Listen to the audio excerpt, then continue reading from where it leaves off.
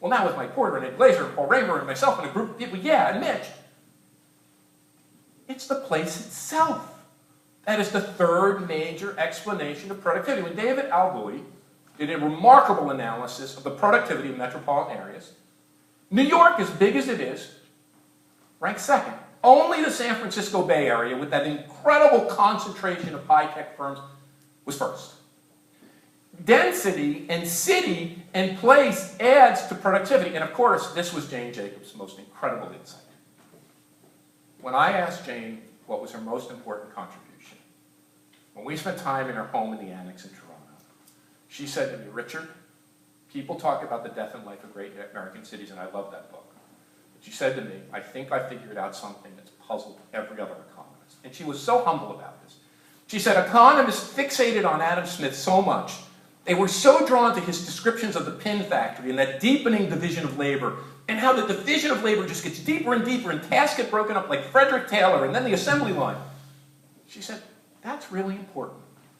And these big, giant corporations, they can make stuff really efficiently. But she said, that's not a theory of economic growth. In her simple-minded way, that's not a theory of economic growth. A theory of economic growth has to account for where new work comes from. And new work can only come from innovation. And she said, innovations don't come from companies. They come from cities. Innovations come when human beings take their creative assets and combine and recombine. We have a word we use for this with Jose Lobo at the Santa Fe and Mitch and Rose, you, Kelly, and I. We came up with a word.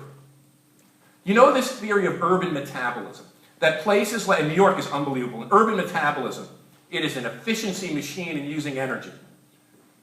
New York produces about 2 tons of carbon dioxide per person compared to 5 tons of carbon dioxide per person for Chicago or Houston. But we turn that word over. We call it its creative metabolism. There is a creative metabolism, a speed through which denser places can create new things that requires a certain style of built environment. And the flip side of creative metabolism is a second term we've created. We call it the recombinatory rate. The recombinatory rate. When you ask Stephen Jobs what made the Silicon Valley great as a facsimile of a real city, based on a car, he said it was the ability of people to combine and recombine ideas instantaneously, mobilize capital, and create something new. When somebody asked Jack White what created a great music scene, Jack White said the same thing. He said what makes for a great music scene is the ability of musicians to combine and recombine quickly to find that musical edge, talent edge, design edge, creative edge, look and feel that propels them. And out of the mass of musicians, thousands of acts, the mass of companies, thousands of companies, 1 or 2 are successful, and that defines this. But it's fast. It's the recombinatory rate. And that requires density. Now I just have to give one little riff on density.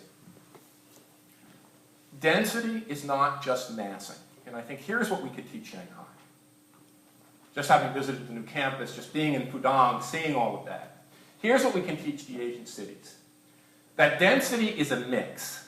I think too many of my colleagues, and too many of my colleagues in urban economics, the same people who were saying that sun, skills, and sprawl were the key to economic growth a generation ago, are now saying all we need is massive towers. And if we pile tower on top of tower, we'll be successful. It's a mix. We certainly need increased density. We certainly need to bring more people in. But we need that mix of densities. And you can see it in a place like New York. You can see it in other cities. A mix of mid-rise, low-rise, high-rise building, and the street-level character which pushes. The problem is in some of the Asian cities where you get vertical sprawl, where nobody leaves the tower and the street mix doesn't happen. It's that mix of densities, those interactive effects that comes from a vibrant city. The